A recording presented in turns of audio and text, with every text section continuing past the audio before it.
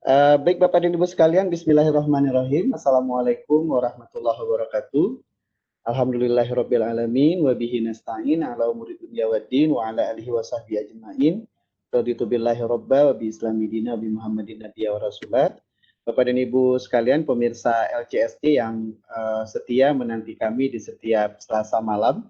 Malam hari ini kita kedatangan tamu istimewa kita, luar biasa, seorang profesor dari Institut Teknologi Bandung yang akan berbagi pengetahuan dan pengalaman kepada kita, terutama terkait dengan mesin matematika, atau kalau sekilas saya melihat tadi lebih banyak bicara ke robotiknya di matematika dan fungsi matematika di sana. Saya perkenalkan pada malam hari ini tamu istimewa kita adalah Bapak Profesor Iwan Pranoto PhD. Bapak adalah guru besar matematika pada Fakultas Matematika dan Ilmu Pengetahuan Alam Institut Teknologi Bandung. Saat ini Bapak mengajar berbagai mata kuliah matematika untuk mahasiswa sarjana dan pasca sarjana di ITB. Pengalaman di bidang matematika Bapak mencakup lebih dari 20 tahun keahlian dalam bidang pendidikan matematika, menyebar dari tingkat dasar hingga universitas. Selain ilmu matematika, Bapak juga mengajar mata kuliah magister matematika untuk program guru di ITB. Bapak juga aktif sebagai konsultan dan pelatih pendidikan matematika di lembaga pemerintah dan non-pemerintah. Antara tahun 2009 dan 2012, Bapak aktif dalam pelatihan guru matematika Asia Tenggara melalui peningkatan kualitas guru dan tenaga kependidikan dalam matematika, atau kita kenal dengan KITEP in Mathematics, di bawah organisasi Menteri Pendidikan Asia Tenggara atau yang lebih kita kenal dengan SIAMIU. Mulai awal tahun 2012 hingga 2014, Bapak mengetuai Pusat Inovasi dan Kebijakan Pendidikan Matematika dan Sains di Fakultas Matematika dan Ilmu Pengetahuan Alam ITB. Minat penelitiannya bervariasi dari matematika umum, geometri, dan pendidikan matematika. Di bidang manajemen perguruan tinggi dari tahun 2005 hingga 2014, Bapak menjabat sebagai auditor akademik. Bapak juga pernah menjadi atase pendidikan dan kebudayaan di New Delhi, India, dari pertengahan 2014 hingga awal 2018. Bapak bertanggung jawab untuk mengembangkan pendidikan dan kolaborasi budaya, baik Indonesia-India dan Indonesia-Bhutan. Bapak memperoleh gelar sarjana matematika dari ITB dan gelar PhD dalam matematika dari University of Toronto, Kanada. Wah, luar biasa nih Bapak. Terima kasih sekali lagi sudah bersedia untuk berbagi pengetahuan bersama kami, guru-guru matematika se-Indonesia. Rasanya terlalu banyak saya menghabiskan waktu jika saya terlalu banyak bicara, karena waktu yang lebih efektif itu biar Bapak saja nanti yang menjelaskan, berbagi pengetahuan kepada kami. Bapak, waktu dan tempat kami persilakan untuk pemaparannya. Terima kasih Bapak.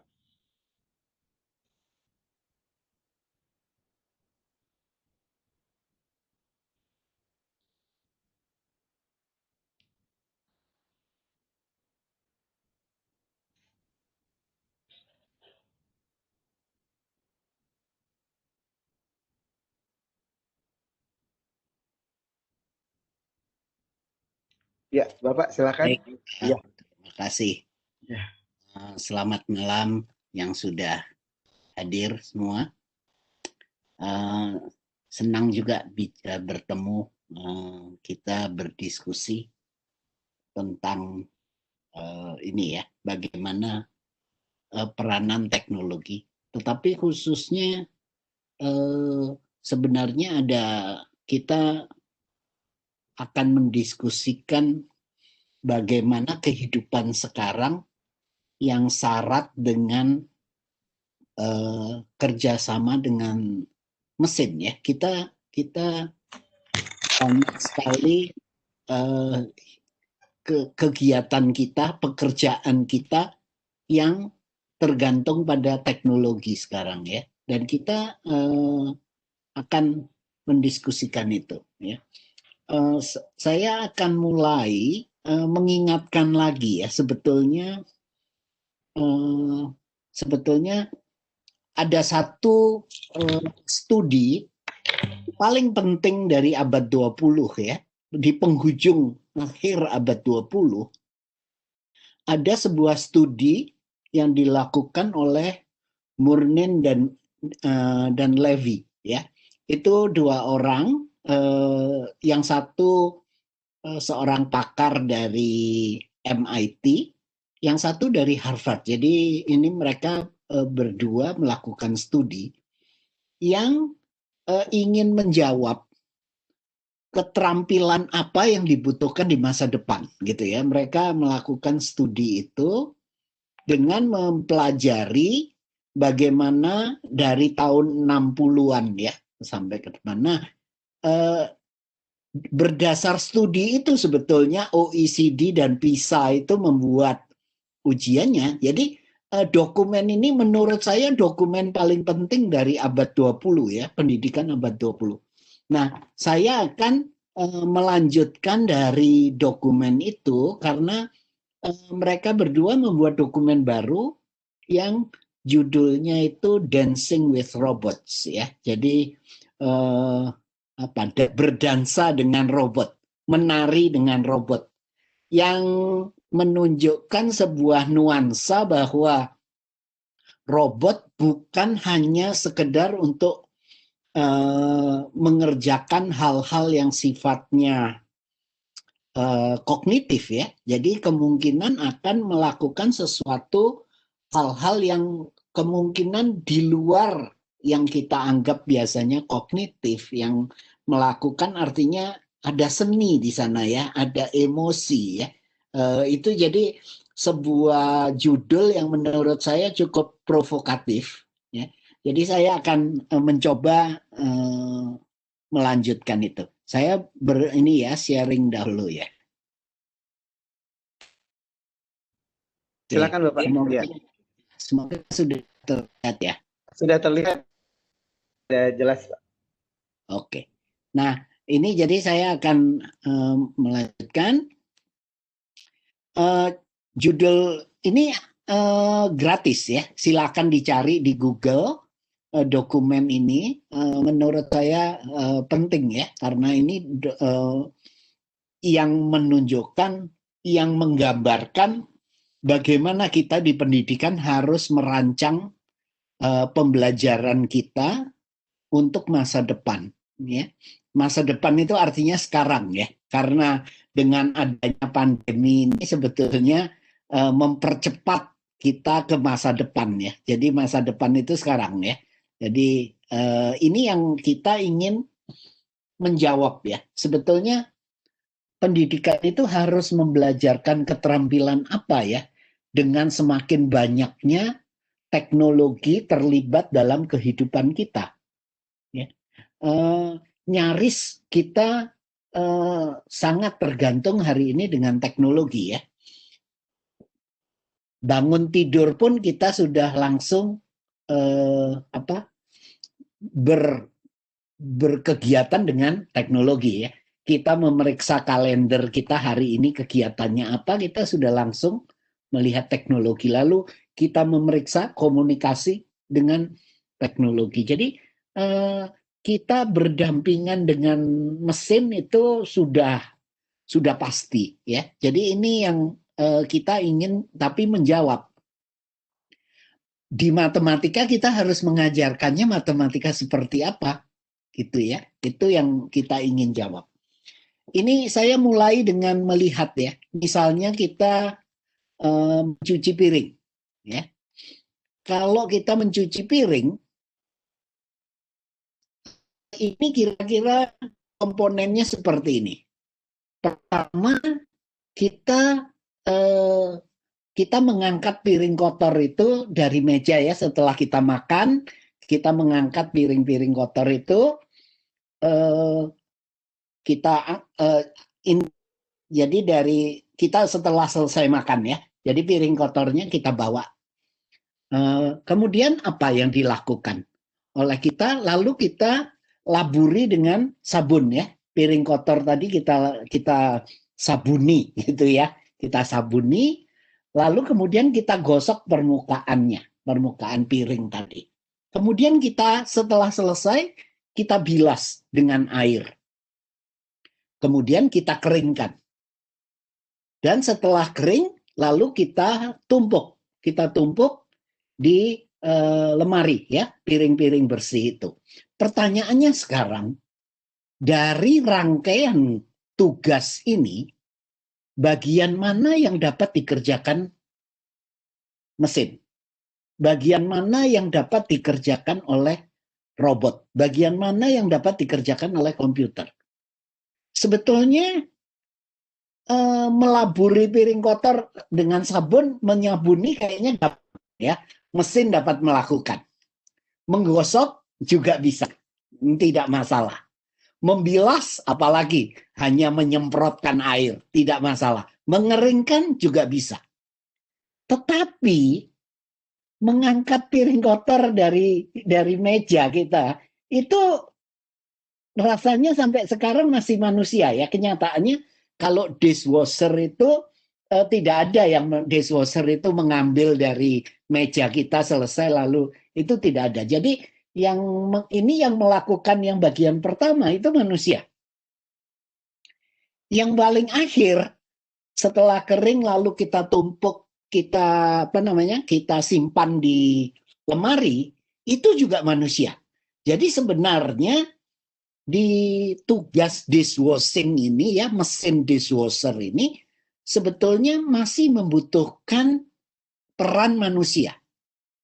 Jadi tidak semuanya dari tugas mencuci piring itu sudah diambil alih oleh mesin. Tidak. Jadi masih ada bagian yang belum diambil alih oleh mesin. Lalu bagaimana dengan kita menyelesaikan masalah? Misalnya menggunakan matematika. Yang pertama kita memahami informasi yang diketahui. Ya, kita mencari informasi biasanya tidak terlihat karena tersembunyi dengan sebuah fenomena yang kita harus menggalinya, ya, menggali informasi itu. Kemudian yang kedua, memahami pertanyaannya apa ini, ya, itu harus kita pahami. Lalu melakukan penyederhanaan. Setelah melakukan penyederhanaan, kita dapat merumuskan masalah itu menjadi kalimat matematika, menjadi persamaan, menjadi pertaksamaan, menjadi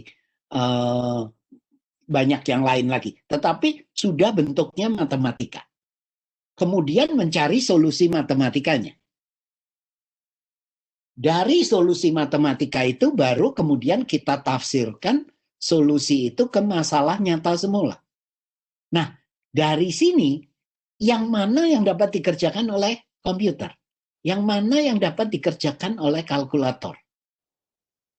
Ya, ternyata tidak banyak. Malah hanya mencari solusi matematika sebetulnya yang hanya bisa dikerjakan oleh mesin. Ya, jadi kita jangan merasa bahwa teknologi itu telah mengambil alih. Sebetulnya tidak. Hanya sedikit yang diambil alih ternyata ya, bahwa kalau sudah menjadi kalimat matematika, menjadi persamaan, mencari solusinya, itu mudah. Itu bisa dikerjakan oleh oleh komputer. Kalau kita diberikan 27 tambah 35, kalkulator dapat mengerjakan. Ya. Tetapi menerjemahkan dari masalah itu menjadi 27 tambah 35, itu tugasnya manusia. Dan itu mesin masih belum sanggup untuk mengerjakan itu. Kemudian mengartikan, memaknai, menafsirkan jawab matematika itu menjadi jawab masalah nyata semula, itu juga belum ada mesin yang mampu mengerjakan itu. Kalau saya ada yang mau bertanya, saya tidak apa-apa dipotong ya. Kemudian yang baik Bapak, oke. Ya, jadi kita sudah hidup berdampingan dengan mesin ya. Nah, kita dengan hidup berdampingan dengan mesin ini telah mengubah cara kita bernalar dan belajar. Ya.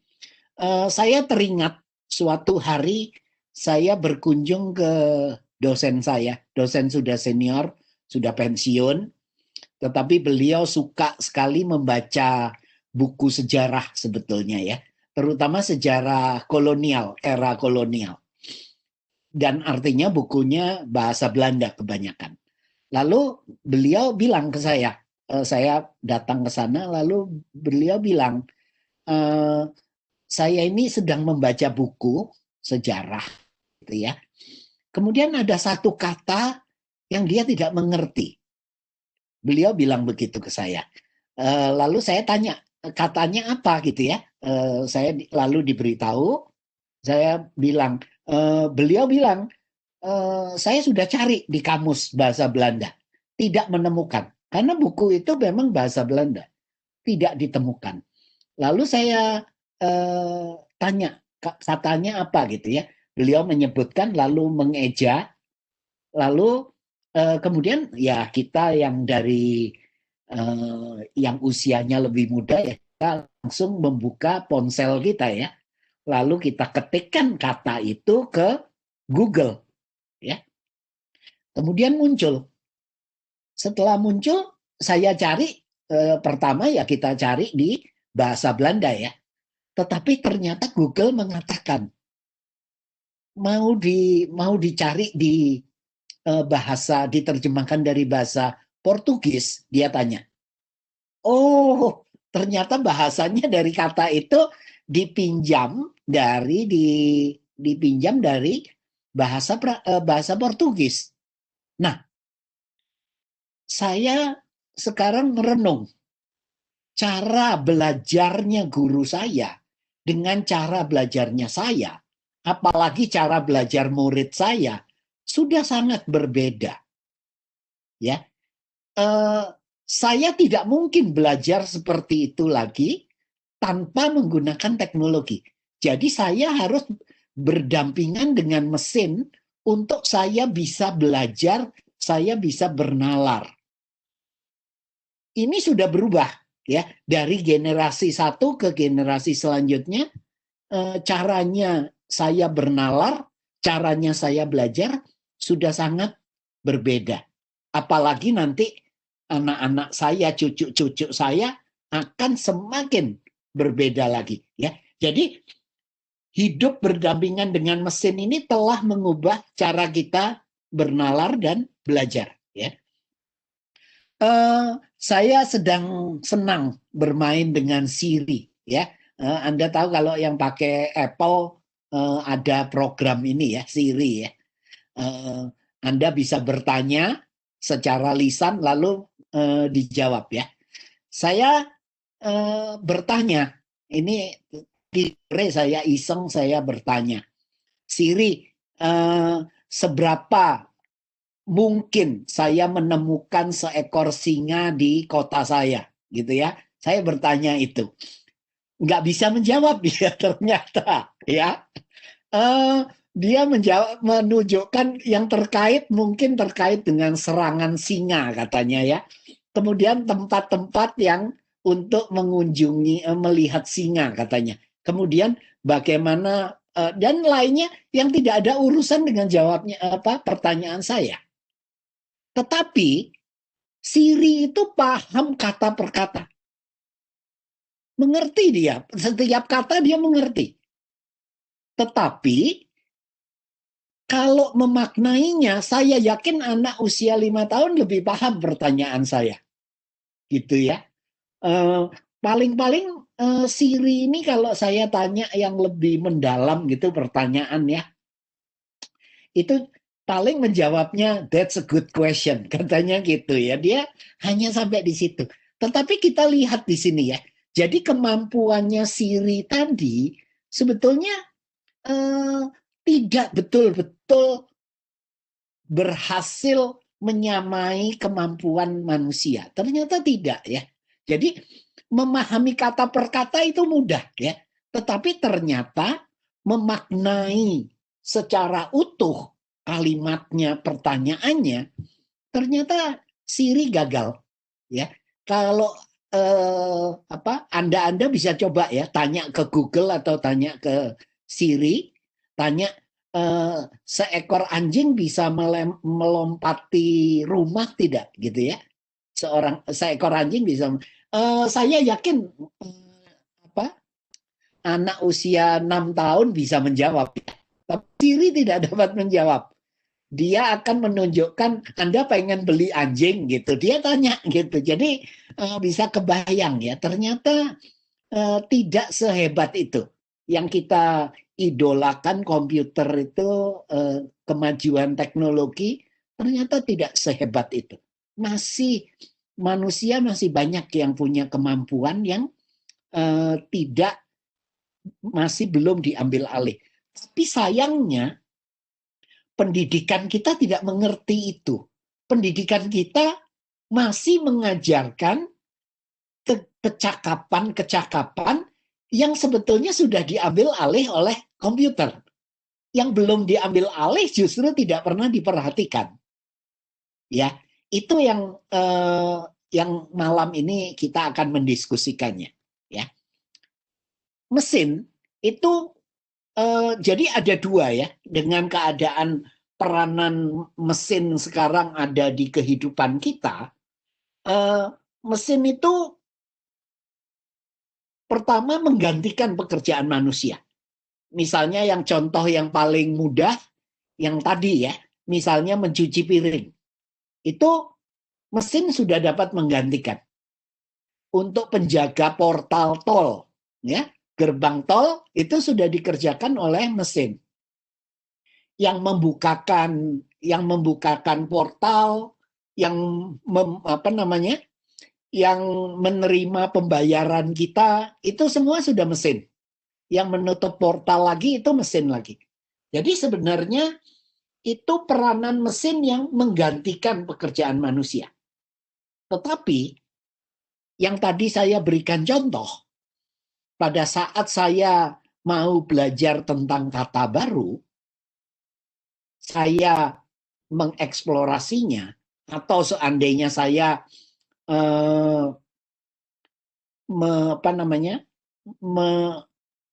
mempelajari hal baru, saya menggunakan mesin.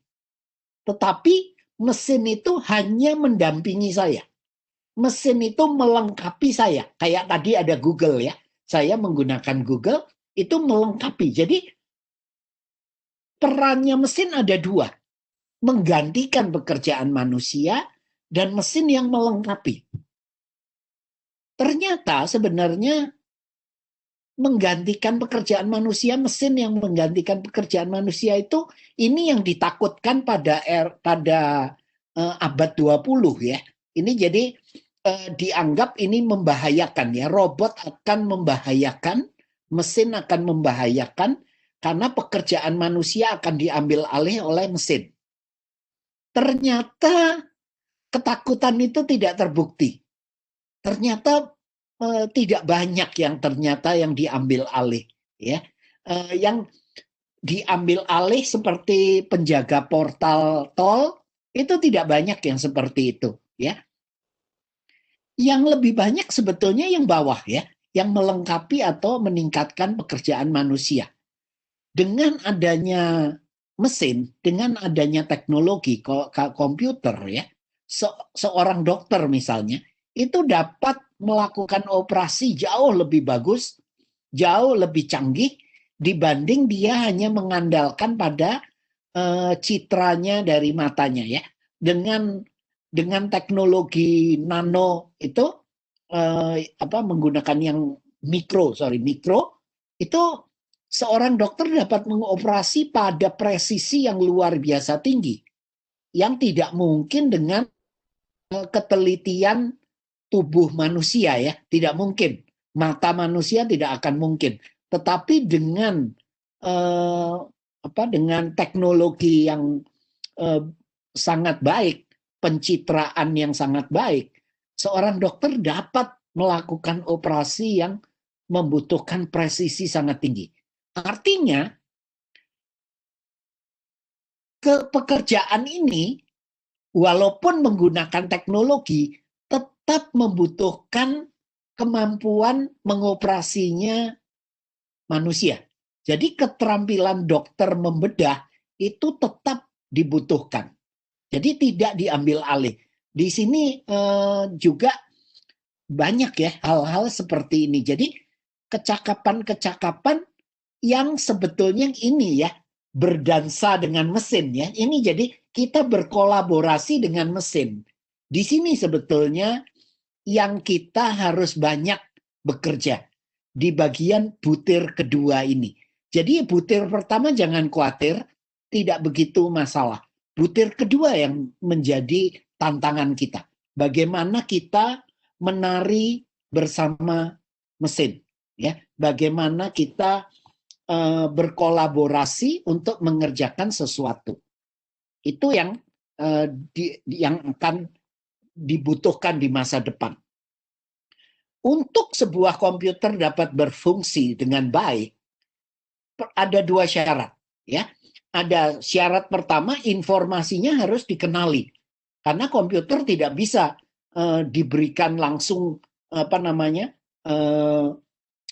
diberikan informasi yang masih terpendam dalam suatu kumpulan data-data sampah. Dia tidak bisa. Jadi informasi itu harus dapat dikenali oleh komputer, ya. Dapat diambil dalam format yang dapat diproses oleh komputer. Kemudian cara memproses informasi harus dapat dijabarkan dalam rangkaian aturan yang jelas, ya. Jadi ada dua syarat ini, ya. Informasinya harus sudah dapat dikenali oleh komputer. Yang kedua, cara memprosesnya harus sudah dapat dijabarkan dalam aturan yang jelas, ya. Dua-duanya ini harus dimiliki kalau kita ingin membolehkan komputer untuk berfungsi dengan baik. Tanpa ini tidak mungkin komputer dapat bekerja, ya. Nah, di buku ini sebetulnya Murnane and Levy mengungkapkan, jadi pada abad 20 dia hanya melakukan studi sampai di sini. Sampai tahun 1998 kalau tidak salah. Jadi dia hanya sampai di sini. Sampai tahun 2000-an. Ya. Kemudian dia memperpanjang sampai di sini. Yang harus diperhatikan, dilihat ya. Ada grafik yang naik, ada grafik yang turun. Grafik yang naik itu ada dua. Ya. Yang warna merah dan biru. Yang merah itu mengatakan bahwa bekerja dengan informasi baru. Kemudian yang warna biru menyelesaikan masalah yang tidak terstruktur, ya, jadi acak-acakan, menyelesaikan masalah yang acak-acakan. Mungkin untuk murid-murid kita mereka paham, seperti soal cerita gitu ya. Soal cerita yang itu tidak jelas masalah matematikanya di mana, itu ilustrasi apa yang namanya menyelesaikan masalah yang tidak terstruktur. Ternyata ini kebutuhannya, permintaannya meningkat. Tetapi ada juga 3 kecakapan, 3 keterampilan yang menurun. Terutama yang warna hijau dan warna oranye. Ya, yang warna hijau itu adalah pekerjaan yang paling menurun ya. Yang paling menurun ini yang hijau. Ini pekerjaan-pekerjaan yang kognitif rutin. Artinya apa kognitif rutin? Itu sudah jelas bisa dituliskan sebagai if then else ya. Jika, maka, jika tidak bagaimana. Kalau sudah dapat dituliskan seperti itu akan semakin hilang pekerjaan seperti itu. Karena itu kandidat paling baik untuk dimesinkan ya, diambil alih oleh mesin. Itu paling gampang. Kemudian yang oranye juga menurun. Itu adalah pekerjaan manual yang rutin. Pekerjaan manual yang rutin. Seperti tadi mencuci piring ya. Mencuci piring itu pekerjaan yang manual yang rutin. Itu bisa diambil alih oleh mesin. Tetapi yang warna kuning ternyata turunnya tidak secepat yang lain. Memang turun, tetapi tidak begitu terjal, ya. Malah agak meningkat dulu ya. ini apa? Ini adalah pekerjaan-pekerjaan manual yang tidak rutin. Ternyata ini tidak rutin itu tidak bisa diambil alih. Tetapi seandainya kita apa namanya itu untuk mobil itu apa ya namanya ya? Untuk mobil yang di pabrik mobil, untuk yang merangkai mobil, assembling, merakit mobil itu sudah nyaris dikerjakan oleh mesin semua ya sekarang. Itu karena melakukan tugas-tugasnya rutin. Ya, rutin, semua manual tapi rutin ya. Jadi itu kandidat paling cepat untuk diambil alih oleh mesin. Nah, oleh karena itu kita pendidikan matematika khususnya harus memperhatikan yang meningkat ini. Yang warna merah dan biru. Ya. Yang warna oranye dan hijau bagaimana? Yang warna hijau ini mungkin contohnya adalah misalnya kalau kita menghitung akar persamaan kuadrat misalnya ya. Itu rutin ya, rutin kognitif tapi ya. Itu tinggal dimasukkan gitu selesai ya. Itu yang akan hilang ya, pekerjaan seperti itu akan hilang. Bukan artinya kita sebagai guru mengatakan itu tidak perlu ya, masih perlu. Tetapi kita harus sudah tahu bahwa di masa depan nantinya anak-anak kita akan memerintah, menginstruksi mesin untuk mengerjakannya. Ya.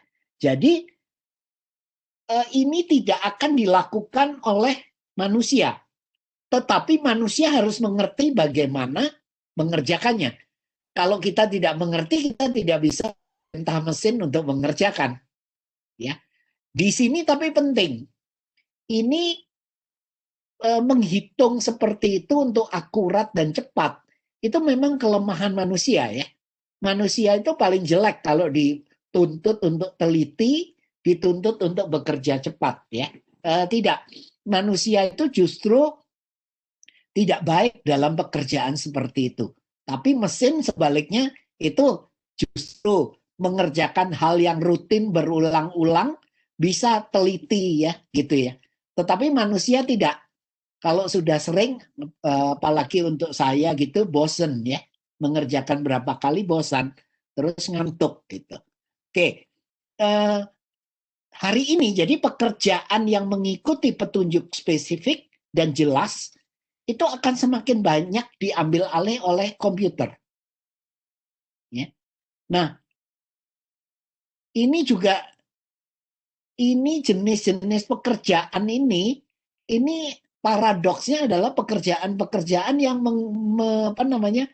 yang melibatkan matematika ya. Yang melibatkan matematika rutin itu kandidat paling baik untuk diambil alih oleh mesin. Ya, ini paradoksnya. Jadi kemungkinan kalau saya menceritakan ini, kemungkinan kita akan dimusuhi oleh pemimpin negara ya.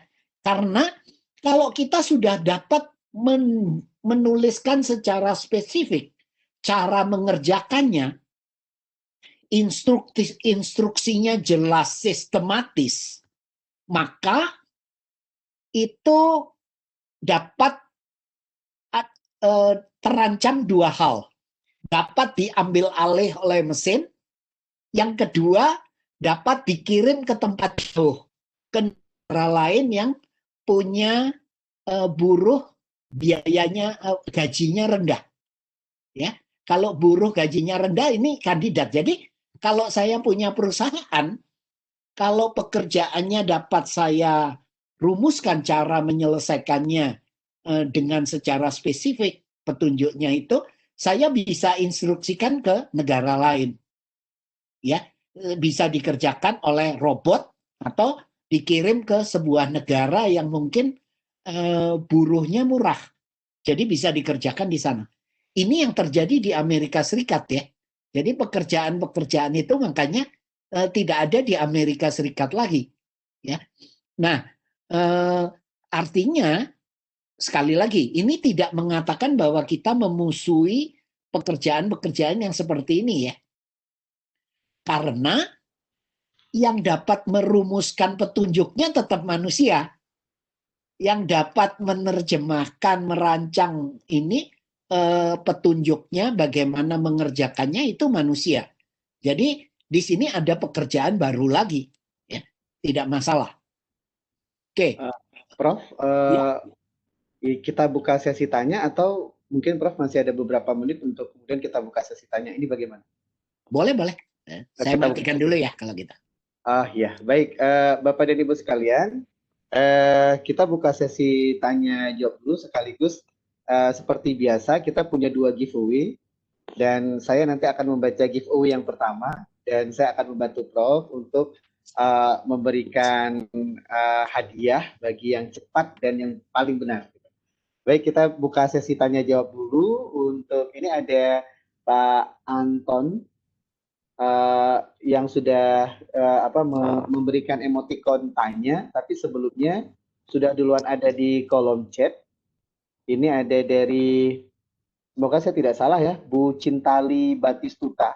Oke, Bu Cintali Batistuta. Semoga tidak salah panggil bapak ibunya. Baik, pertanyaannya Prof gini, tentang teknologi yang cukup pesat dalam memberikan inovasi-inovasi yang bersifat progresif tersebut, dikatakan bahwa teknologi, maaf, oke, Melampaui batas-batas kemampuan manusia. iya iya betul betul. Albert Einstein itu dari Albert Einstein. Adakah teknologi dapat melunturkan esensi dari peran manusia untuk tetap mendapatkan peran dalam kehidupan suatu hari nanti? Tambahannya, adakah wacana yang dapat mendukung esensi manusia untuk tetap dapat mengontrol kecanggihan dari teknologi itu sendiri? Itu dia Prof untuk yang pertama. Silakan Prof diberikan tanggapannya. Jawabnya yang seperti tadi ya. Ternyata tidak kok ya. Banyak pekerjaan manusia yang belum dapat dikerjakan oleh mesin ya. Jadi tidak masalah sebetulnya. Kita jangan terlalu khawatir juga ya. Walaupun memang untuk beberapa hal itu menunjukkan bahwa keilmuan kemanusiaan kita memang terlambat ya. Memang kalah dibanding dengan teknologi. Teknologi maju begitu pesat, tetapi kemanusiaan itu tidak. Satu contoh pada saat pemilu ya, pada saat pemilu bahkan pemilu Indonesia ya, pemilu di negara-negara lain juga sama. Sekarang yang berkampanye itu bukan manusia lagi, bukan hanya manusia ya, tetapi algoritma juga turut berkampanye.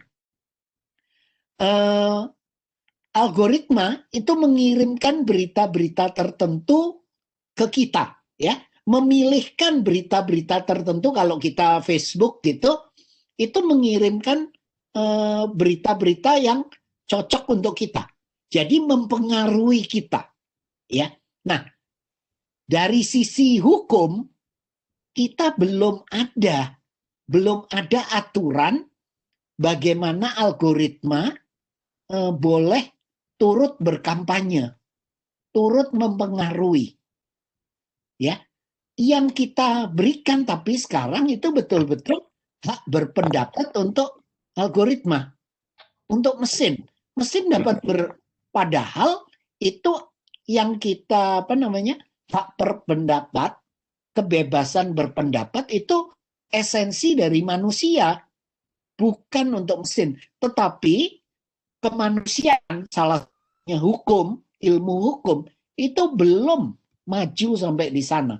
Teknologinya sudah ke sana, tapi hukumnya belum sampai di sana. Jadi ini yang permasalahan kita ya. Jadi seperti timpang ya. Teknologi maju begitu pesat, tapi kemanusiaannya yang tidak cukup. Itu yang ke depan harusnya diseimbangkan ya. Itu Mas Khairuddin. Ya, baik. Terima kasih, Prof. Ini juga bagaimana dengan guru sendiri nih, Prof? Guru kan pekerjaannya rutin gitu. Ada potensi akan tergerus oleh keberadaan teknologi, terutama bagaimana siswa memandang guru gitu. Karena kan siswa dengan mudah dapat mengakses teknologi, kemudian juga apakah peran guru akan bisa terganti suatu saat? Kalau melihat potensi itu, Prof, bagaimana? Menurut saya iya. Menurut saya akan terganti ya. Eh, Bahkan lebih baik ya. Atau setidaknya bukan mengganti sih, bukan mensubstitusi, tapi melengkapi. Oh, oke. Ya, melengkapi. Jadi misalnya begini, eh, sebelum sebelum era wabah ini, sebetulnya kalau kita ngajar, saya mengajar di kelas, kalau ada murid saya tidak mengerti, dia bisa tanya, gitu ya. Oke, oke. Oke, bisa tanya. Tetapi kalau masih belum mengerti, sepertinya dia sungkan kalau bertanya lagi ya, Betul, betul. karena mengganggu kelas ya, kelas yang lain, murid yang lain terganggu. Nah, tetapi dengan teknologi sekarang, ini seperti sekarang ini direkam, maka kalau tidak mengerti nanti rekamannya itu bisa diulang, dihentikan bagian mana yang tidak mengerti, dimundurkan lagi. Jadi ini kemajuan yang tidak mungkin tanpa teknologi, I see. ya. Nah, kemudian nanti di masa depan dengan apa namanya kecerdasan buatan untuk membantu kita sebagai guru, yang saya pikirkan ini seharusnya dia bisa mendeteksi kalau murid kita tidak mengerti ya. Misalnya membaca raut mukanya, ya.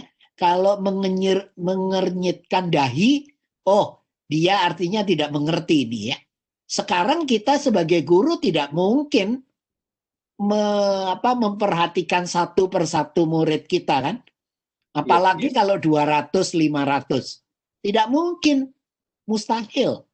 Tetapi dengan teknologi seperti itu, kita dengan mudah ya mendeteksi anak, lalu anak dapat, setiap murid dapat disediakan pembelajaran dengan kecepatan sesuai dengan dirinya.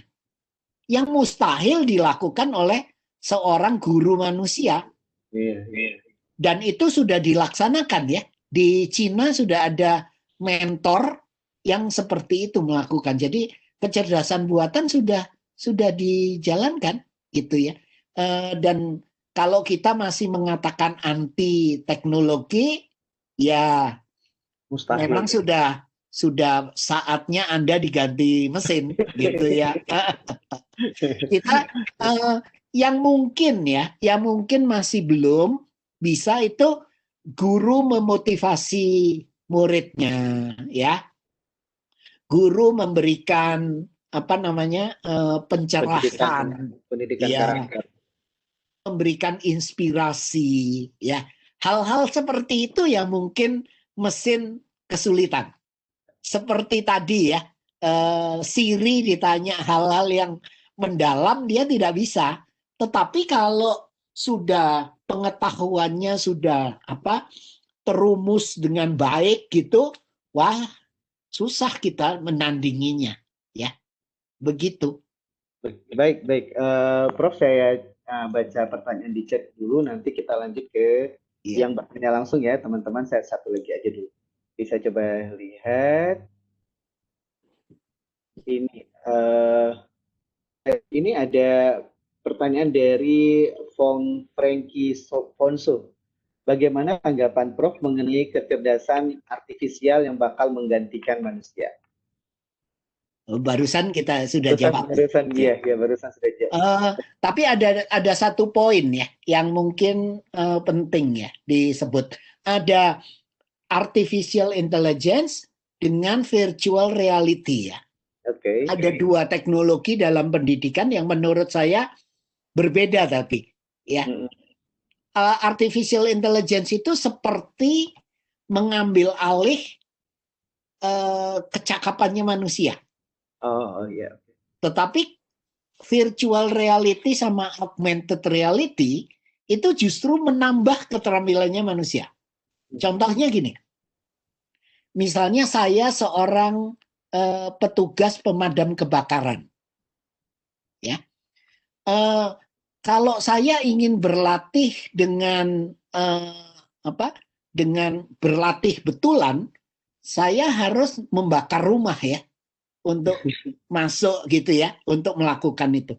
Dan itu sangat berbahaya. Oke. Ya. Dan juga terhadap kesehatan saya karena saya akan mengisap karbon monoksida ya. Dan itu sangat berbahaya.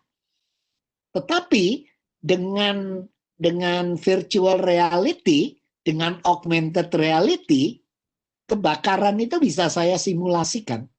Saya bisa masuk dalam situasi seperti kebakaran, atau saya seorang ahli las di dalam air, di dalam laut, ya. Untuk melakukan berlatih seperti itu saya tidak akan terlalu mahal kalau betulan saya harus terjun ke dalam terus-terusan. Tetapi jika saya menggunakan virtual reality, itu bisa saya berlatihnya bisa sering ya, dan tidak berbahaya. Jadi saya bisa menerampilkan jauh lebih baik karena teknologi dengan adanya itu. Ya, begitu jawaban saya. Ya, terima kasih Prof. Semoga dapat dipahami. Nanti kalau memang ini boleh raise hand, kita diskusi lagi. Pertanyaan Pak Heri rasanya nanti akan terjawab di slide saya. Baik. Ini saya lanjut satu lagi, dan nanti kita lanjut ke raise hand 2, kemudian kita lanjut materi. Sebelumnya nanti kita berikan giveaway dulu yang pertama. Baik, ini dari Bu Sandra Ubayanti. Selamat malam Prof. Izin bertanya. Tadi sempat disinggung bahwa di dunia pendidikan kita masih belum menjadikan teknologi atau mesin untuk membantu peserta didik berpikir tingkat tinggi. Tanyanya, faktor terpenting apa yang paling menentukan ke arah perubahan pendidikan yang diharapkan tersebut? Apakah kurikulum kita yang sekarang ini sudah mendukung ke arah sana, Prof? Oke, tergantung kita gurunya ya. Kalau kita mengikuti kurikulum itu secara kaku, kemungkinan ya kita tidak dapat ya menuju ke sana, menuju ke berpikir bernalar secara mendalam rasanya tidak bisa ya. Tetapi jika kita mampu ya menyelipkan kesempatan belajar bernalar itu melalui pembelajaran apapun ya, menurut saya justru mungkin. Jadi bagi saya sih sebetulnya tidak penting ya kurikulum itu. Makanya dalam tulisan saya terakhir justru kurikulum guru itu lebih penting daripada kurikulum murid. Iya. Kalau kurikulum gurunya waktu dia menyiapkan menjadi guru di LPTK, atau dia saat berlatih ikut pelatihan, dia kurikulumnya bagus di sana, ya tidak masalah kurikulumnya murid seperti apa. Tetapi justru kebalikannya sekarang ya, kita masih sibuk dengan kurikulum murid. Padahal yang paling penting adalah kurikulum guru. Ya, bukan paling penting sih, tapi sama pentingnya lah ya dibanding dengan kurikulum murid. Begitu jawab saya. Baik Prof. Ini saya buka ke dua pertanyaannya yang raise hand, yaitu Pak Anton dan Pak Adrian. Nanti setelah itu kita giveaway, dan setelah itu kita lanjut dulu agar kita bisa tuntaskan. Tapi kalau puas sih nggak puas sih, tetap aja pengen nanya-nanya terus kayaknya. Baik, Pak Anton dulu saya buka mikrofon. Oke, sebentar. Pak Anton. Oke, ketutup sama ini. Ya, silakan Pak Anton langsung bertanya kepada Prof. Iwan. Selamat malam Pak Iwan. Malam Pak Anton. Ya, terima kasih kesempatannya untuk malam ini. Pak Iwan, tahun 97 Garry Kasparov kan kalah tuh oleh mesin. Catur ya. Iya, catur, Grandmaster catur.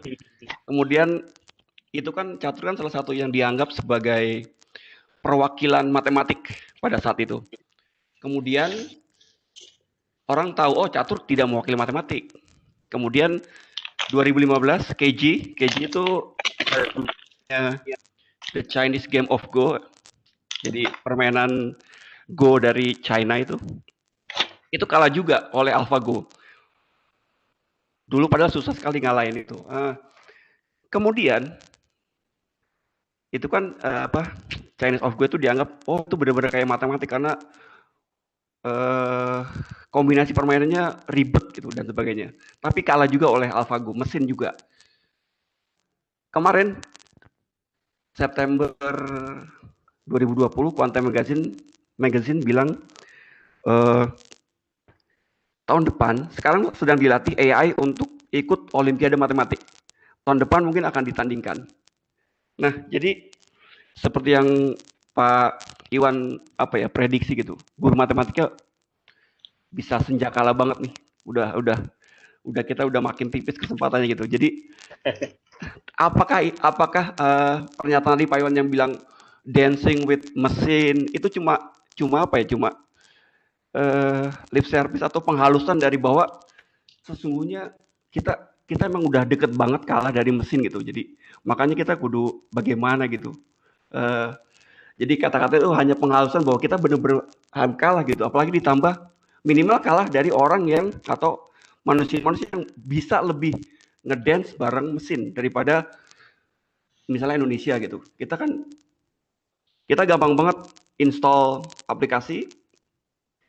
Terus kan aplikasi itu kan minta banyak data dari kita gitu. Dari aplikasi itu nanti jadi big data, dibaca orang yang punya data gitu. Kita benar-benar jadi bangsa yang benar-benar akan kalahan gitu kalau dibanding karena kita akan lebih susah untuk berdansa dengan mesin dibanding orang-orang yang lebih dulu menguasai ini gitu. Kayak apakah saya terlalu berprasangka seperti itu atau bisa aja memang kejadiannya akan seperti itu. Pak Iwan, terima kasih. Iya, silakan langsung Bapak. Nanti mungkin terjawab ya, tetapi secara umum menurut saya tidak ya. Ternyata seperti tadi ya, seperti menjawab pertanyaan saya itu, komputer juga tidak mungkin, masih belum dapat kok menjawab ya pertanyaan yang malah seorang anak usia 5 tahun bisa menjawab ya. Itu pakai common sense gitu ya. Ternyata tidak bisa. Demikian juga misalnya mobil yang pakai sistem itu ya, yang dapat driverless ya, yang bisa autopilot ya. Autopilot ya. Driver. Misalnya ada bola tiba-tiba ke depannya, itu programnya kemungkinan akan berhenti sebentar menunggu bola itu lewat gitu, lalu mobil itu jalan lagi ya. Tetapi seorang sopir yang manusia tahu ya, kalau ada bola menggelinding di belakangnya ada anak biasanya. Gitu ya. Nah, dia harus menunggu dulu, melihat lagi. Tapi kemungkinan itu common sense, itu pengalaman kita. Yang mana mesin belum tentu dia tahu itu. Dia harus diajari lagi untuk itu. Ya. Jadi menurut saya tidak, memang seperti catur itu kalah kita ya, pasti kalah kita. Dengan permainan Go itu juga kita kalah. Karena sistemnya sudah terumus baik. Seperti tadi ya, sudah itunya langkah-langkahnya kita akan maju ke sini, kemungkinannya kemana. Itu if then else kan, ya. Itu memang makanannya mesin. Jadi kalau dikatakan bahwa itu manusia akan menang, rasanya kok mustahil ya. Setidaknya di masa depan kita pasti kalah kalau di situ. Ya, malah lebih hebatnya lagi, sebetulnya tidak hanya main catur dengan itu seperti kegiatan yang tidak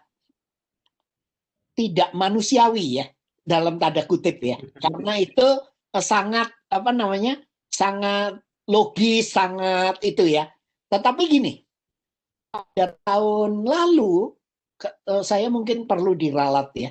Pada tahun lalu mahasiswa ilmu komputernya di MIT itu menulis sebuah paper ya, yang menulis ternyata komputer, kecerdasan buatan.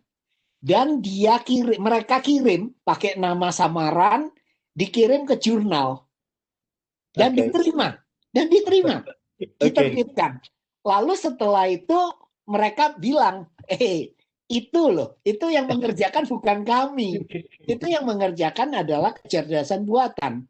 Ya, kalau main catur bagi saya itu sangat mesin ya, itu jadi tidak masalah, itu tidak aneh. Tapi ini sudah bisa menulis loh. Ya, kalau sekarang kita mau menulis paper itu sebetulnya yang menuliskan abstrak itu bisa artificial intelligence sudah. Yang menuliskan daftar pustaka itu sudah mesin. Jadi kita tidak perlu. Jadi semakin lama kemungkinan kita akan berkurang di sana. Jadi menurut saya disebut dancing with robots. Kata dancing di sana karena kita mengerjakan kegiatan-kegiatan yang manusiawi. Gitu ya. Jadi bukan, kalau catur bagi saya tidak aneh. Itu sangat mesin ya. Itu sangat matematika. Jadi pasti bisa. Tetapi berdansa ya, ini nanti kita berpikir berdansa, bercengkrama ya, kemudian bercanda dengan mesin, bisa tidak? Ini yang menjadi tantangan kita ke depan ya. Ini karena menjadi menarik sekarang ya, kita bisa bertanya bisa berdiskusi dengan mesin ya. Kalau seperti tadi, kalau bermain catur, bermain Go, itu sudah ada algoritmanya. Ya. Tapi bagaimana dengan bercengkrama? Bagaimana dengan ngobrol? Ya, bagaimana dengan bercanda dengan mesin? Baik. Luar biasa. Iya, luar biasa menambah pengetahuan. Makanya kata berdansa itu penting ya, karena di situ melibatkan keahlian manusia yang belum diambil alih oleh mesin. Ya, bernalar juga ya, bernalar belum diambil. Nanti saya tunjukkan. Baik. Terima kasih Pak Iwan. Baik, terima kasih. Baik Pak Anton, ya silakan dihilangkan emoticon untuk Raisennya sehingga tidak terkelabui saya. Baik, ini satu lagi dari Pak Adrian. Setelah itu kayaknya saya nggak kasih giveaway dulu, giveaway nanti barengan aja deh. Nomor 1, nomor 2 sekalian nanti di belakang. Ini banyak sekali pertanyaan juga di chat, juga ada yang Raisen juga banyak, tapi kita kasih satu kesempatan lagi. Nanti saya akan lanjut untuk membaca pertanyaan-pertanyaan di chat, juga lanjut untuk bapak-bapak yang bertanya lewat Raisen setelah Iwan meneruskan slide dan presentasinya. Satu pertanyaan lagi sebelum Pak Iwan melanjutkan, silakan Pak Adrian. Saya buka mikrofonnya. Oke. Terima kasih Pak Hairudin atas kesempatannya. Selamat malam semua. Banyak pertanyaan Pak, karena materinya memang sangat keren Pak, menarik Pak Hairudin. Pak Prof, selamat malam Pak Prof, bisa mendengarkan suara kami? Bisa, selamat malam Pak. Ya, nama saya Adrianus Santiago. Bapak dari mana, Palu, Pak? Pak. Dari SMA Negeri 5 Palu, Pak. Wah, ya, baik. Sangat Silakan, keren Pak. materinya. Ada 2 pertanyaan, Pak Prof. Yang pertama, ini saya memintakan pendapat Pak Prof. Saya agak khawatir Pak dengan apalagi dalam periode robotisasi, Society 4.4, apalagi menuju ke Society 5.0,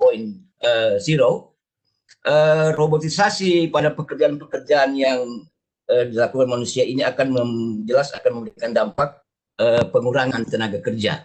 Akan banyak pekerja-pekerja yang mungkin akan diberikan jatah PHK oleh perusahaan-perusahaan kelak nantinya, sekaligus membuat banyak yang menganggur, Pak. Dan ini bisa menimbulkan dampak sosial, gejolak sosial, chaos dalam masyarakat secara sosiologis.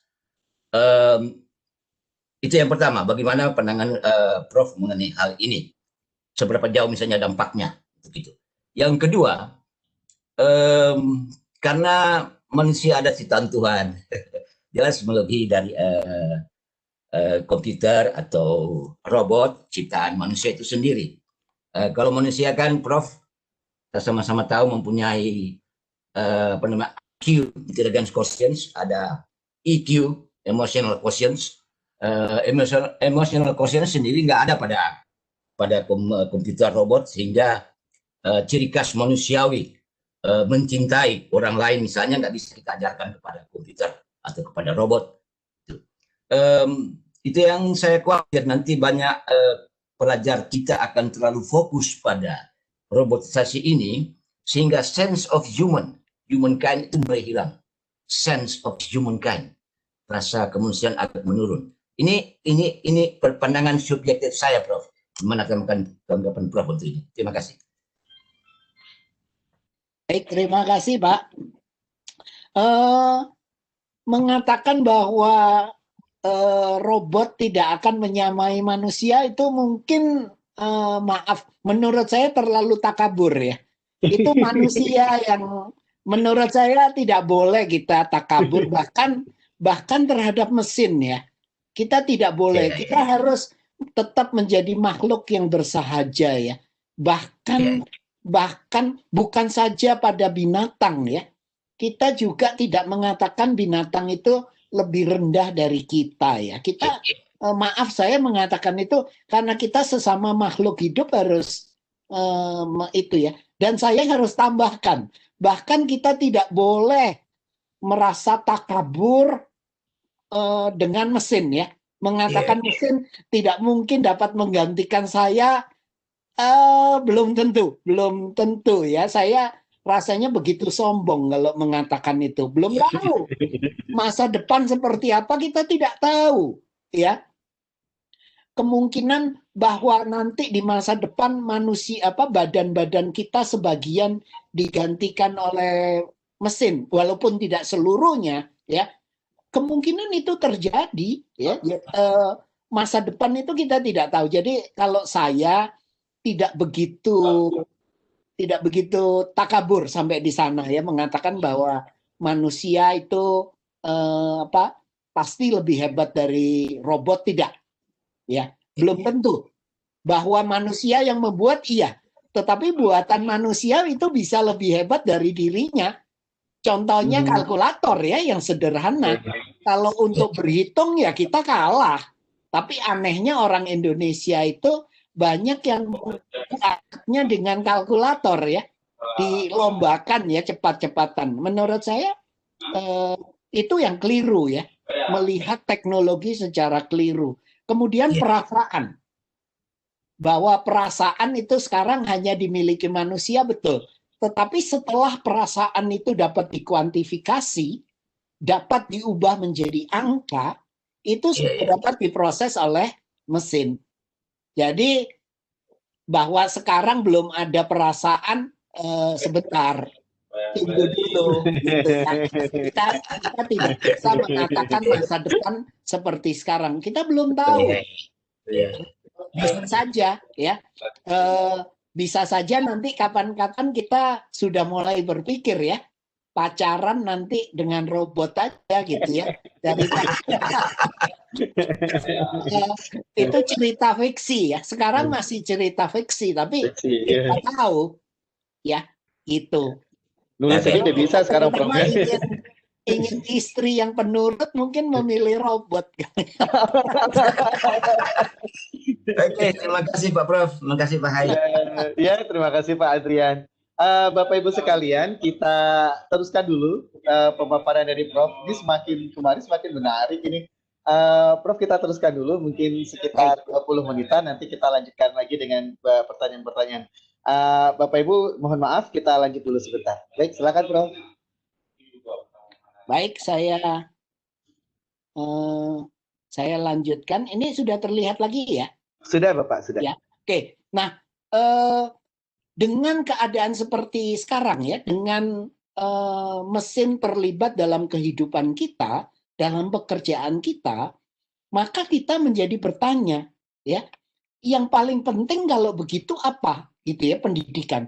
Jadi pendidik itu harus seperti tadi Siri ya, seperti Siri itu tadi ternyata tidak bisa untuk yang keterampilan yang sangat mendasar ya, yang basic skill. Nah, basic skill apa untuk hidup berdampingan dengan mesin? Menurut artikel itu ada dua ya, dan saya amini ini. Jadi pertama, membaca. Kemampuan membaca ini penting. Jadi ternyata membaca di sini bukan membaca kata per kata kayak tadi ya. Pertanyaannya itu Siri bisa kalau kata per kata. Tetapi memaknainya itu harus dipelajari. Anak-anak kita butuh ini. Ya. Nah, termasuk kosakata, kekayaan kosakata. Di sini yang menjadi masalah kosakata ini. Kosakata, semakin banyak kosakata, dia akan semakin baik dalam menyiapkan kecakapannya, membangun kecakapannya. Artinya, ini menjadi masalah ya untuk keluarga yang mempunyai pendidikan baik, orang tuanya berpendidikan baik, itu akan memiliki kosakata yang lebih banyak dibanding orang tua yang kurang terdidik. Akibatnya, anak-anak di rumah memiliki kosakata yang berbeda dari keluarga yang berada terdidik dengan keluarga yang tidak terdidik, akan timpang. Di sini masalahnya. Pendidikan harus menjawab ini. Bagaimana mengatasi hal ini karena ada ketimpangan ya. Kemudian kedua, kalau belajar dari rumah ya, tetapi matematika kebanyakan belajarnya di sekolah. Nah, artinya di sekolah ini penting. Artinya sekolah yang baik dengan sekolah yang biasanya untuk anak-anak dari keluarga berada ini atau dengan keluarga yang tidak berada, untuk daerah yang perkotaan dengan daerah pedesaan, ini menjadi masalah. Ada ketimpangan lagi. Jadi untuk ke depan ini tidak sesederhana kita membuat kurikulum untuk nasional ya. Karena ini tetap akan menjadi ketimpangan ya. Kalau istilah saya, kode pos masih menentukan kualitas pendidikan ya. Oke, selanjutnya ini saya beri contoh ya. Tadi ada yang bertanya beberapa ya. Ini contoh kalau di Amerika Serikat kelas 8 yang disebut sebagai cakap matematika harus mampu mengerjakan ini ya. Ini satu contoh, satu soal ya. Ini soalnya seperti ini. Jumlah 3 bilangan sama dengan 173. Jika bilangan terkecil sama dengan 23, dapatkah bilangan terbesar sama dengan 62? Ya atau tidak? Jelaskan jawabmu. Sekarang pertanyaannya, kalau Anda punya kalkulator, bagaimana Anda mengerjakannya? Anda terbantu di mana Anda mau menggunakan teknologi. Setelah memodelkan baru bisa. Iya, Iya. gitu ya. Jadi Iya. mau tidak mau kita rasanya masih jauh sih ya untuk mengatakan, bukan saya takabur ya, ini mengatakan bahwa dalam hal ini manusia masih, kalau menghitungnya justru hebat ya. Kayak tadi bermain catur, hebat. Tetapi kalau menafsirkan ini, menerjemahkan ini, rasanya ini yang manusia tadi ya, kemampuan tadi. Manusia yang masih tetap harus membawa piring kotor ke tempat cucian ya. Tetap harus manusia. Ya. Kemudian yang menyusun di lemari, menyimpan di lemari, piring bersihnya tetap harus manusia. Jadi ada hal-hal yang di sini kita lihat ternyata tidak, kita kalau mau berdansa dengan robot, kalau kita mau bernalar dengan mesin, kita harus tahu di mana peranan mesin yang tepat, di mana peranannya kita. Gitu ya. Dalam hal ini, kalau kita bisa lihat misalnya 23, kita langsung mengatakan, oke, kalau gitu kemungkinan paling besarnya 23 ditambah 62 ditambah 62 ya. Itu bisa pakai kalkulator. Iya. Itu bisa pakai mesin. Kemudian setelah muncul hasilnya berapa itu? 23 tambah ini 124, 147 ya. Oke. Kalau 147 paling besar, jadi nggak mungkin sama dengan 173 ya. Iya. Dari situ kita akan menafsirkan jawabnya tidak, gitu ya. Dapatkah tidak? Tidak bisa, ya. Jelaskan jawabmu, itu sekali lagi kita akan argumen di situ, menyampaikan argumennya. Kita lihat di sana, jadi sebenarnya dalam hal ini kita bisa menggunakan kalkulator atau kita menjawabnya bagaimana kita menggunakan mesin itu membantu kita dalam bernalar ya. Kemampuan bernalar kita tidak diambil alih. Tetapi kalau gurunya bertanya berapa 62 ditambah 62 ditambah 23, yaitu bisa dijawab oleh kalkulator. Ya. Tetapi kalau pertanyaannya seperti ini tidak bisa langsung, ya, karena informasi ini tidak dipahami oleh mesin. Misalnya, saya suka pakai contoh ini ya. Kalkulator saya rusak tombol 9 dan 5. Okay. Tombol 9 dan 5-nya rusak. Coba munculkan 95. Oke. Ya, di situ. Di situ banyak kemungkinan seorang anak belajar ya. Pertama, dia belajar tentang number sense ya. Bagaimana memaknai bilangan. Kedua, yang lebih penting, caranya banyak gitu ya. Lalu kita bisa bilang, oke, sekarang tanda tambah tidak boleh dipakai. Rusak juga. Angka 9, tombol 9, tombol 5, dan tambah rusak gitu ya. Bagaimana? Itu menambah kreativitas ya. Berpikir kreatif, berpikir majemuk. Ya, nah hal seperti itu yang seharusnya kita sebagai guru melibatkan teknologi di situ ya. Kalau itu yang dikerjakan, maka kemampuan bernalar anak-anak kita tidak menurun, justru meningkat. Baik, selanjutnya caranya bagaimana? Jadi kita sudah lihat tadi ya. Jadi sebenarnya bagaimana pelajarannya sebetulnya tidak perlu berubah. Pelajaran matematika, pelajaran bahasa, tetap aja seperti itu. Tetapi kita harus pada penekanan pada pemahaman konsep dan penyelesaian masalah. Karena itu dua yang akan dibutuhkan dalam kehidupan yang termesinkan ini. Ya, sekarang ada tiga pekerjaan yang tidak tersentuh mesin atau belum tersentuh mesin. Ya, dan ini yang seharusnya pendidikan memikirkan, membelajarkan ini. Ya, pertama adalah menyelesaikan masalah yang tak terstruktur.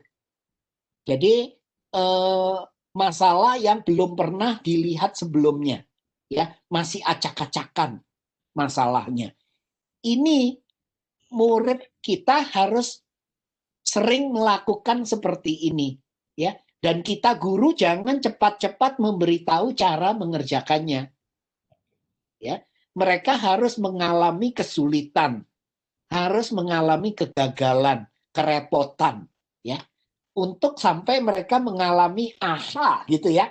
Itu jawabnya. Itu yang penting. Kemudian bekerja dengan informasi baru. Kemudian mengerjakan tugas-tugas manual yang tidak rutin. Ya, ini yang akan dijamin tidak akan diambil alih oleh mesin. Ya, ini tadi sudah nih saya sebutkan di itu ya, di grafik tadi ya. Dan ini yang menjadi pegangan untuk bagaimana orang-orang OECD merancang PISA ya. Jadi yang kita bicarakan ini itu sebetulnya dasarnya bagaimana PISA didesain ya. Oke, sikap umum. Jadi ini yang tadi yang harus kita sebarkan terus, bahwa kita harus menerima kenyataan bahwa mesin ini akan bersama kita ya. Jangan pikir bahwa kita akan tidak ada mesin lagi gitu. Mungkin kita mau ke hutan gitu ya, terus tidak ada mesin. Ya kalau kita itu tidak bisa. Kita akan terus bersahabat dengan mesin. Kemudian kita harus kalau begitu harus mendalami dan menjajaki terus bagaimana manusia dapat bersama mesin untuk belajar bersama, berpikir bersama, menyelesaikan masalah. Kita akan berdansa dengan mesin untuk itu. Oke, saya akhiri di sini. Ini pesan dari sang mesin mengatakan begini. Kan kalau film-film fiksi selalu mengatakan robot itu mengambil alih ya, mengambil alih kehidupan. Ternyata sang mesin berkata begini, manusia harus terus melanjutkan apa yang mereka kerjakan, ya, membenci dan bertikai dengan sesamanya, ya. Saya akan duduk di latar belakang dan membiarkan mereka, kalian, mengerjakan kesukaannya itu. Manusia memiliki cukup tenaga dan semangat untuk memuaskan keingintahuan saya. Mereka tak perlu khawatir bertikai melawan saya, karena memang tak ada yang dikhawatirkan. Terima kasih. Keren Bapak, alhamdulillah. Baik, Bapak dan Ibu sekalian, kita akan bermain dulu dengan soal giveaway. Setelah itu kita akan berdiskusi kembali untuk bertanya pada Prof. Iwan. Baik, saya akan bacakan giveaway. Sebentar. Oke, baik. Bapak dan Ibu siap-siap ya untuk menjawab giveaway ini. Dan Bapak dan Ibu silakan menjawab giveaway-nya itu ke kita di all panelists. Oke. Nanti kita akan coba baca dan saya akan bantu Prof. Iwan untuk membacakan jawaban Bapak dan Ibu yang lebih cepat dan lebih tepat gitu. Baik, pertanyaan pertama. Dengan semakin banyak keterlibatan mesin dalam kehidupan manusia, matematika seperti apa yang harus dibelajarkan? Saya ulangi ya. Dengan semakin banyak keterlibatan mesin dalam kehidupan manusia, matematika seperti apa yang harus dibelajarkan? Silakan Bapak dan Ibu untuk giveaway pertanyaan pertama. Oke, ini ada jawaban pertama nih, Prof, dari Pak Muhammad Sahrani, matematika penyelesaian masalah. Ada dari Pak JP Moran, statistika dan aritmatika. Ada Pak John Thompson Saragih, penekanan pada pemahaman konsep dan pemecahan masalah. Kemudian ada dari Pak Fong, matematika yang banyak menganalisa, dan Pak Adrian Teterogo, matematika logaritma. Ini dulu, bagaimana Prof ini? Ya, saya ulangi jawaban dari Pak Sahrani, matematika penyelesaian masalah, pemecahan masalah. Dari Pak JP Moran, statistika dan aritmatika. Pak Jan Thompson, saragih, penekanan pada pemahaman konsep. Ini dulu, Prof. Ada yang Ya, benar? Pak Saragih ya, menurut saya yang paling lengkap jawabannya. Ya. Oke, baik. Ya, selamat buat Pak Jan Thompson Saragih. Jadi jawaban dari Pak Jan Thompson Saragih adalah penekanan pada pada pemahaman konsep dan pada pemecahan masalah. Pak Saragih, mohon kami dikirimkan biodatanya. Oke, baik. Nanti ini aja ke private boleh. Baik, ini saya tidak baca lagi yang di bawah, Bapak dan Ibu. Mohon maaf, ini banyak sekali juga jawaban. Terakhir ada dari Pak Eka Okta Hafiza. Ini Ibu apa Bapak ya? Matematika yang meningkatkan kemampuan berpikir tinggi, penalaran dan penyelesaian masalah. Ini sudah terlingkupi jawabannya tadi oleh Pak Jan Thompson. Baik, Pak Jan Thompson, mohon kami di Tidak ada yang salah sih sebetulnya ya. Iya, Bapak. Nah, bersiap-siap untuk pertanyaan yang kedua, Bapak dan Ibu. Oke, bersiap-siap untuk pertanyaan kedua. Pak Saragi jangan lagi ya, kita kasih kesempatan ke yang lain. Pak Saragi nanti tolong di private biodatanya, pengiriman untuk giveaway-nya, hadiah untuk giveaway-nya. Baik, yang nomor 2, jenis pekerjaan seperti apa yang akan diambil alih oleh mesin atau robot? Oke, sekali lagi saya bacakan. Jenis pertanyaan seperti apa yang akan diambil alih oleh mesin atau robot? Silakan Bapak dan Ibu. Lagi-lagi dari Pak Sahrani yang bersifat rutinitas. Oke. Dari Pak JP Moran, pekerjaan tanpa perhitungan.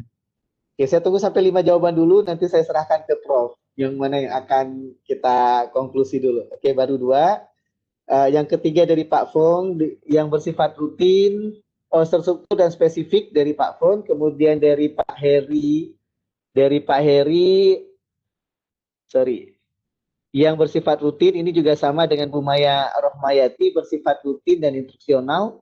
Kemudian Bu Siti Jenab juga perhitungan rutin, Pak Adrian juga perhitungan rutin, Bu Mulia Hamarong pekerjaan yang terprogram. Ini gimana, Prof ini? Oke, saya baca yang bersifat rutin sebenarnya jawaban pertama ya dari Pak Muhammad Sahrani, itu yang bersifat rutin. Kemudian Pak JP Moran, pekerjaan tanpa perhitungan. Pak Fong, terstruktur dan spesifik.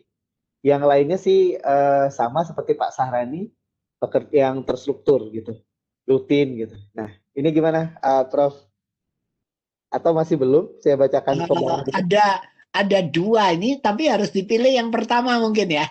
Iya. Pak Adrian ya, Pak Adrian Teterego ya. Iya, pekerjaan yang rutin dan berulang. Iya. Oke, maaf yang itu ada yang sama tapi itu. Baik, terima kasih. Iya Pak Adrian Teterego, silakan kirimkan alamat Sulawesi Tengahnya, kita akan kirim hadiah ke Palu ini. Malam ini jauh nih jatuh hadiahnya ke Palu. Oke, baik Bapak dan Ibu sekalian, terima kasih atas jawaban-jawabannya. Oke, baik, ini mohon ditabulasi Pak Mufid dan teman-teman. Ini ada dari Pak Jan Thompson udah kirimkan alamat di all panelist. Kita tunggu satu lagi di Bapak Adrian. Baik, saya akan bacakan pertanyaan nih Prof dari teman-teman yang sudah bertanya tadi. Saya akan lanjutkan pertanyaan. Namun Bapak dan Ibu, kita terbatas oleh waktu, jadi mungkin juga bisa jadi saya tidak akan membaca seluruh pertanyaan. Jadi saya baca yang lebih cepat dulu aja. Dari Pak Heri Sutarto, karena mungkin ini juga tadi Prof juga mengatakan mungkin sudah ada jawaban di slide Prof ini. Baik, ini saya bacakan dari Pak Heri. Bagaimana agar pelajar kita tidak terjebak terlalu dalam terhadap matematika mesin? Penggunaan photomatch, matchway, dan sebagainya menjadikan pelajar bergantung terhadap penggunaan teknologi tersebut. Hanya dengan memfoto soal atau scan, ataupun mengetik soal dalam aplikasi tersebut, jawaban sudah terpampang dengan bagusnya. Nah, ini gimana nih, Prof? Ya, itu tugasnya kita ya.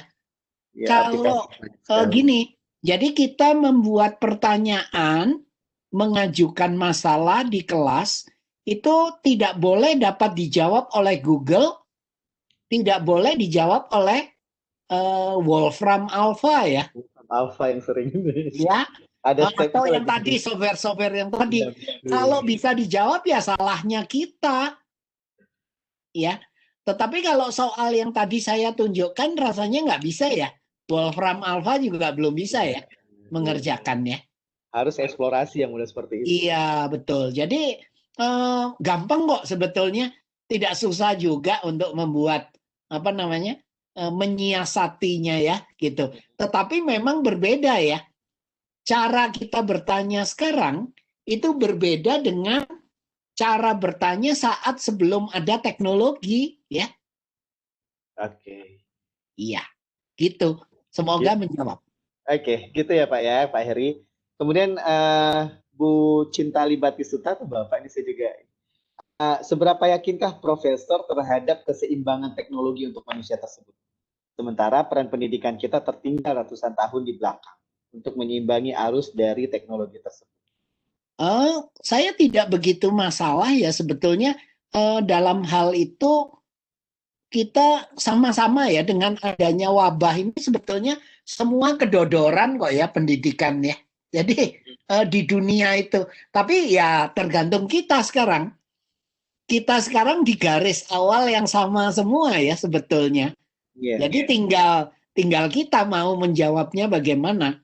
Memang kita bermasalah di infrastruktur ya. Infrastruktur kita tidak memadai. Karena untuk daerah-daerah terpencil dan jauh ya, itu rasanya kita tidak memadai ya. Jadi saya tidak berpikir setiap anak memiliki gawai ya. Tetapi balai desa itu harus dapat terhubung dengan internet ya. Untuk kita dapat mengirimkan bahan ajar harus kita gunakan teknologi. At least. Iya, tetapi setelah itu bisa dibuat unplug ya. Unplug jadi tidak perlu elektronik ya. Setelah sudah ada jadi pensil itu, pensil dan kertas sudah bisa ya. Tetapi untuk mengirimkannya perlu teknologi. Gitu ya. Karena kita tidak bisa mengharapkan itu ya, mengharapkan apa namanya internet terus-terusan secara daring. Menurut saya terlalu muluk ya. Gitu. Baik, Bapak dan Ibu, saya mungkin akan 3 pertanyaan lagi, waktu yang membatasi kita. Jadi saya baca 2 pertanyaan di chat dan nanti saya berikan kesempatan untuk raise hand yang satunya lagi. Baik, dari Pak Muhammad Sahrani, apakah sudah saatnya guru matematika mengajarkan siswa menggunakan aplikasi matematika seperti GeoGebra, Maple, dan sebagainya dengan porsi yang lebih banyak dibanding menguraikan proses pengertian hitungan aljabar pada saat tatap muka di kelas? Tidak ya, menurut saya. Menurut saya bukan seperti itu sih. Menurut saya yang tadi itu ya, masalah-masalah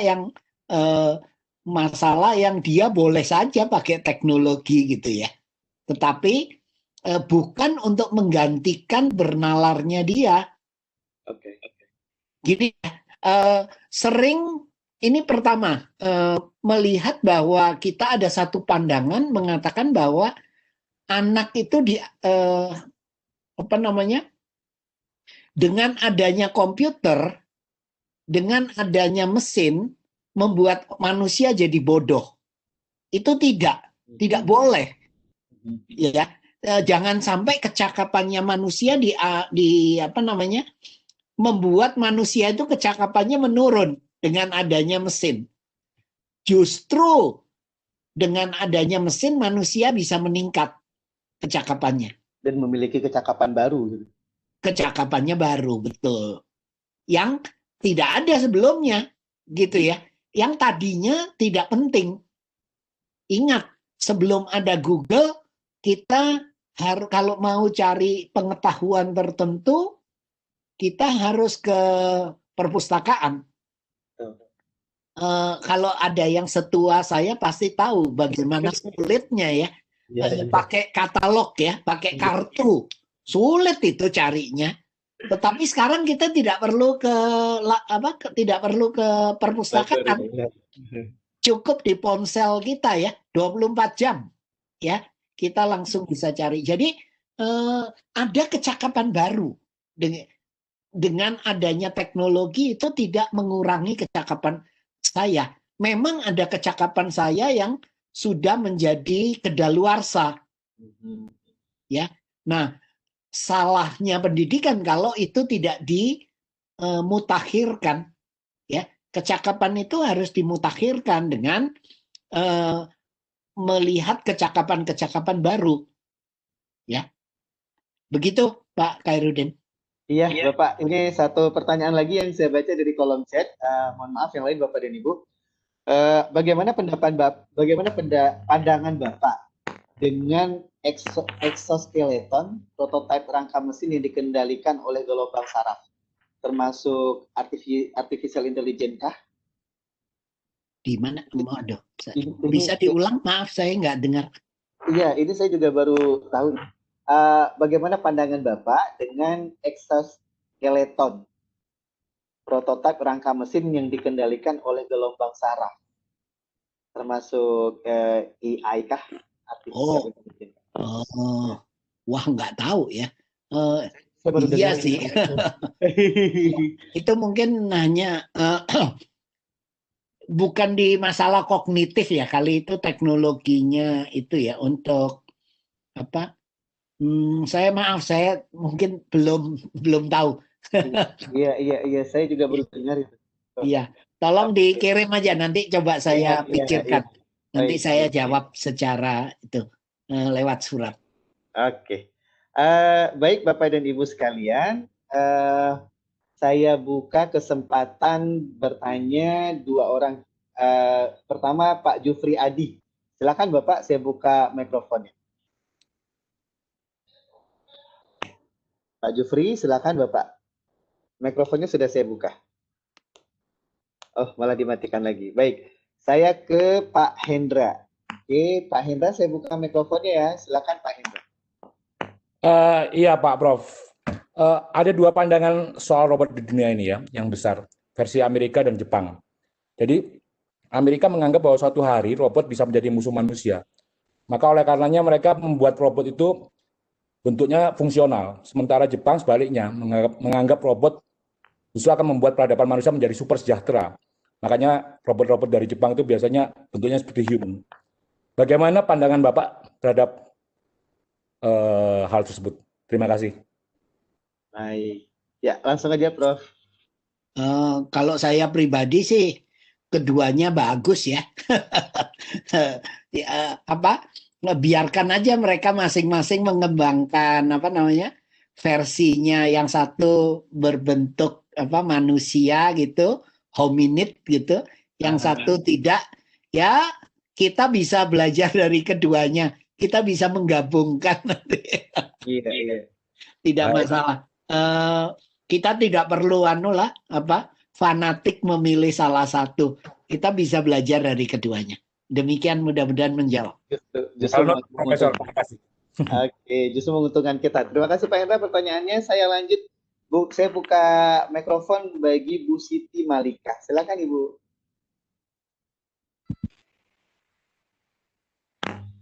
Silakan Bu Siti Malika.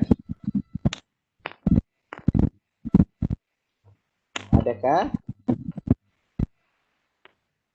Oke, saya coba buka ke yang lain dulu. Ini Bapak atau Ibu ya? Sundun Tri. Oke, silakan. Bapak atau Ibu Sundun. Ya, silakan.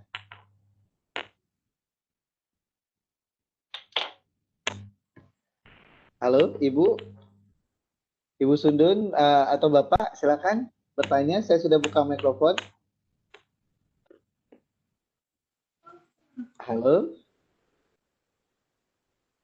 Oke, sepertinya terkendala jaringan atau terkendala voice-nya. Saya coba kembali ke Pak Jufri Adi. Silakan Pak Jufri Adi.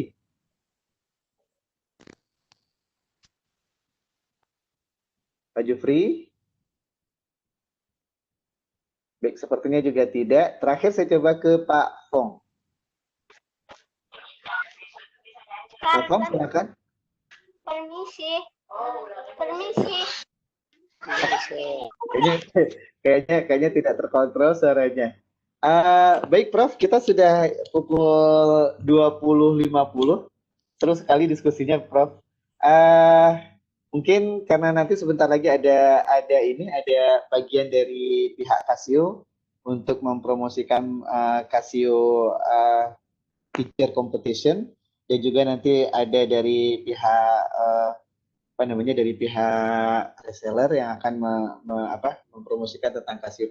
Jadi sebelum kita ke sana, kita minta konklusi dulu dari Bapak tentang diskusi kita malam hari ini, Bapak. Baik, terima kasih. Konklusinya kebingungan. Kemungkinan penuh dengan pertanyaan ya. Jadi kita sama-sama harus merevolusi pendidikan kita di ruang kelas kita ya. Bagaimana? Tetapi setidaknya kita sudah menyadari ya apa yang dibutuhkan. Secara kasar kita sudah tahu. Tetapi bagaimana bagaimana teknisnya, bagaimana prakteknya di kelas. Nah, itu mungkin yang kita masing-masing harus kreatif ya. Dan mungkin forum-forum seperti ini dapat menjadi peluang untuk membagikan itu. Jadi untuk para guru, teman-teman guru itu kalau mempunyai ide-ide tertentu dibagikan ya. Di zaman sekarang itu harus dibagikan menggunakan forum-forum virtual seperti ini. Iya. Oke, terima kasih Pak Khairuddin. Iya, kami yang sangat berterima kasih Prof. Ini sangat menambah pengetahuan dan wawasan kami terhadap pentingnya bagaimana kita menjadi bagian guru yang tidak bisa terpisahkan dengan teknologi, dan kita juga harus bisa berdancing with robot itu. Jadi kita tidak akan mati Bapak dan Ibu dengan adanya teknologi, tetapi bagaimana kita secara cerdas memanfaatkan teknologi, memanfaatkan robot di dalam pembelajaran kita, sehingga menjadi bagian yang sangat menyenangkan dan bagian yang sangat bisa mengangkat sesuatu yang real ke dalam pembelajaran kita karena bantuan teknologi atau robot. Terima kasih Prof. Iwan, ini luar biasa bagi kami. Kita masih 112 orang bertahan di room, dan ini bagus sekali Prof. Teman-teman masih betah ini. Semoga ke depan kita masih bisa berdiskusi lagi. Kita juga bisa memohon kesediaan Prof untuk menyediakan waktu lagi buat kami para guru yang selalu ingin sesuatu yang baru bagi penambahan wawasan kami. Terima kasih sekali lagi Prof. Iwan. Semoga apa yang kita dapatkan pada malam hari ini dirahmati oleh Tuhan Yang Maha Kuasa. Terima kasih sekali lagi Prof. Baik, terima kasih. Terima kasih semuanya. Ya, satu kata penutup mungkin dari saya ya. Jangan pada tahun 60-an itu selalu kita ketakutan ya. Pada tahun 60-an itu sudah ketakutan dengan adanya komputer ya. Dengan adanya ini takut ya bahwa banyak pekerjaan yang diambil alih gitu ya. Ternyata tidak terbukti kok ya. Tidak terbukti yang penurunan pengangguran tidak semakin banyak kok gitu ya. Malah lapangan pekerjaan banyak yang baru ya. Seperti pilot drone. Itu kan tidak ada dulu. Sekarang ada. Ya. Oke, jadi jangan khawatir. Oke. Terima kasih sekali lagi Prof. Iwan Pranoto, dan kita beri aplaus untuk Prof. Iwan. Baik, Bapak dan Ibu sekalian, sebelum menutup kegiatan kita, saya persilakan Bu Lisa mungkin ya, Bu Lisa untuk memaparkan tentang Casio Teacher yang keempat. Saya berikan kesempatan kepada Bu Lisa untuk memaparkan. Bu Lisa sudah jadi presenter. Silakan Ibu, jika ingin memaparkan tentang kasio kompetisi kita.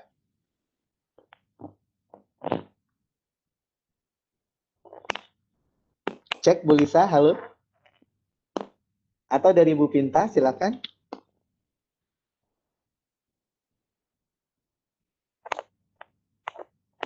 Oke, saya bacakan Bapak dan Ibu, nanti mungkin Bu Lisa atau Bu Pinta bisa menambahkan. Bapak dan Ibu, kita sedang ada kompetisi Casio Teacher Member yang keempat. Nah, ini ada 11 hadiah untuk 10 pemenang. 11 hadiah, 10 pemenang, berarti ada yang dapat 2 dong. Nah, juara 1 ada Casio Graving Calculator 350 dan Casio Watch. Oh iya, juara 1 dapat 2 berarti. G-Shock atau Baby G. Yang juara kedua dan ketiga dapat Casio Graving Calculator 350. Ini canggih banget di 350. Juara keempat sampai keenam Casio Watch G-Shock atau Baby G. Pemenang khusus dari City Point tertinggi berkesempatan untuk mendapatkan 4 lisensi emulator Casio FX991 EX Classwiz. Nah, yang belum jadi Casio Teacher Member, mari bergabung segera, daftar segera. Jadi banyak keuntungannya. Yang pertama dapat mengunduh material matematika yang dibuat dari Casio Education dari berbagai negara, dapat notifikasi mengenai pelatihan dan dapat sama-sama sharing ilmu matematika dengan guru lainnya melalui LCST program, berkesempatan mengikuti kompetisi berhadiah khusus. Detailnya Bapak dan Ibu bisa ngeklik di link yang ada di chat Bapak dan Ibu. Oke, Bapak dan Ibu bisa ngeklik di situ. Jadi Bapak dan Ibu nanti bisa lihat. Nah, di edu.casio.com/id/4teachers/portal/ctpc. Terima kasih Bapak dan Ibu sekalian, nanti silakan diklik untuk informasi lebih lanjut. Sekarang sebelum menutup saya serahkan kepada Pak Arfansah untuk sesinya Pak Arfan. Silakan Bapak.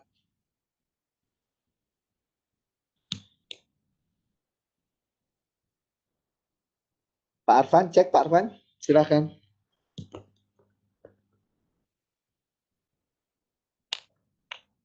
Halo Pak Arfan. Presenternya sudah di Pak Arfan, Pak. Oke Pak, terima kasih. Selamat malam Pak Herudin. Yep. Selamat malam buat Bapak Ibu Guru yang kami hormati. Terima kasih pencerahan juga buat Profesor Iwan. Waduh, enak sekali dengarnya tanya jawab yang membangun. Jadi kita yang tadinya kurang paham jadi lebih tahu hal-hal yang masalah teknologi. Baik, kesempatan ini saya akan sampaikan seperti biasa Pak. Ini kita ada kalkulator ClassPad 330 yang Bapak Ibu Guru mungkin sudah tahu. Tetap kita memberi promo buy one get one dengan harga 2.100.000. Bisa dilihat juga dibandingkan dengan harga-harga di online. Harga kita khusus untuk Bapak dan Ibu Guru. Nah, mungkin Bapak Ibu Guru sudah mengetahui mengenai produk ini. Justru Bapak Ibu yang lebih tahu. Jadi saya harga promo untuk season ini pembelian buy one get one.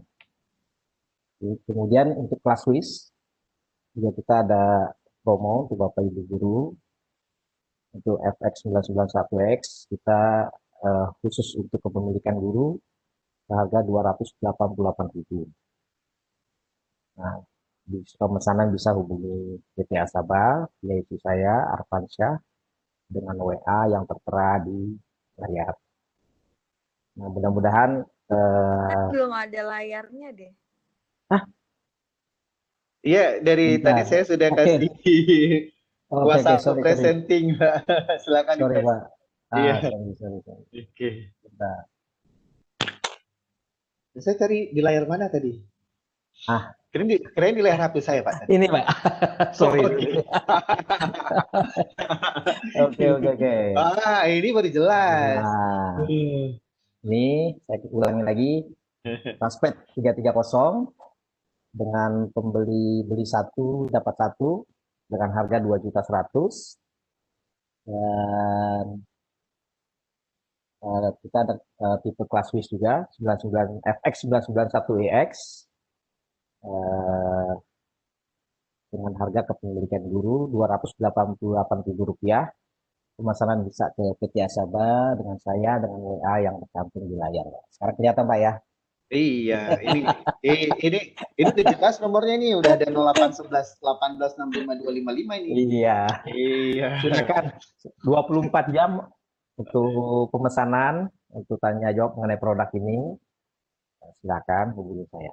Oke Pak, terima kasih Bapak Ibu Guru. Terima kasih Pak Arfan. Ya Pak Herudin, Bu Lisa, semua terima kasih. Saya kembalikan Pak Herudin. Terima kasih Pak. Oke, tambahan dari Bu Lisa, Bapak dan Ibu, kompetisi dibuka. Aduh, saya sering ini belepotan kalau bilang ini. Kompetisi dibuka. Oh ya, silakan Ibu. Mungkin Pak Arfan, yang kaitannya dengan pertanyaan saya di LCC kemarin, yang kaitannya sama Classpack, itu sudah ada solusi belum Pak? Oh, iya. Ayo. Iya Ibu, kemarin Kira-kira sih. Gimana tuh? Yang mungkin Ibu bisa, saya sih juga sudah tanyakan hal ini, cuman untuk unit memang unit itu belum terlink dengan. Belum tercover ya? Halo. Halo Pak. Ya, kedengar ya, Bu? belum terlink. Ya. Masih OTW gitu Pak ya? Iya. Iya Bu. Nanti kita bisa lihat di websitenya Bu. Oke. Nanti kita coba hubungi Ibu secara ini untuk spesifikasi. Jadi sesama Classpack tapi tidak terkoneksi gitu ya? Iya Bu, kalau kita connect ke laptop sih mungkin ya bisa. Cuma kalau untuk isinya berdiri sendiri agak sulit itu Bu. Gitu. Nanti jelasnya nanti saya akan coba lagi Bu. Kemarin sih saya udah tanya, itu memang belum ada sih. Berarti di LCC 67 ya Pak, sudah ada apa namanya penjelasan. Iya, betul Bu. Oke, mudah-mudahan soalnya supaya terkait kan, karena kita 1 bulan membahas Classpack, jadi kalau bisa di follow up itu bagus banget. Baik Ibu, ya. Terima kasih Ibu Sandra. Oke. Terima kasih. Iya, silakan Pak. Pak Hair, ada tambahan itu dari Mbak Lisa bahwa untuk kompetisi dibuka hingga 31 Desember. Iya betul. Iya, itu yang juga mau saya bacakan tadi yang saya belepotan. Oh, siap. Lanjut. Ya, kompetisi Bapak dan Ibu dibuka hingga tanggal 31 Desember 2020. Oke, jadi ya Pak Iwan, makasih banyak Pak Iwan. Pak Iwan pamit bagi kita semua Bapak dan Ibu. Sekali lagi makasih. Dan Bapak dan Ibu, informasi juga bisa didapatkan di Instagram @kasiyuedu_id. Oke. Nah, jadi Bapak dan Ibu semangat sampai 31 Desember. Bapak dan Ibu sekalian, jangan lupa untuk mengisi link presensi dan juga link evaluasi yang kita masih buka hingga pukul 22.00. Perhatikan di di kolom chat kita ada bit.ly/evaluasi E-nya besar ya, evaluasi LCST. Bapak dan Ibu silakan mengisi itu untuk memperoleh sertifikat sekaligus. Kita bukanya hingga pukul 22. Terima kasih sekali lagi Bapak dan Ibu yang sudah berhadir pada malam hari ini. Pak Iwan, terima kasih banget. Kemudian Bapak-Bapak dan Ibu-Ibu LCST Komite, kemudian teman-teman Master Trainer, kemudian juga Bapak dan Ibu yang sudah berhadir semuanya. Dan juga spesial kita akan menunggu bagaimana tayangan LCST menutup akhir tahun pada minggu depan, karena setelah itu kita break dulu dan kita akan berjumpa pada tahun 2021. Salam sehat semuanya, semoga dirahmati oleh Tuhan Yang Maha Kuasa. Dari saya sampai sekian dulu, terima kasih atas atensinya Bapak dan Ibu. Billahi fisabilil haq, wassalamualaikum warahmatullahi wabarakatuh. Waalaikumsalam. Waalaikumsalam warahmatullahi wabarakatuh. Oh iya, Ibu Maya Rohmawan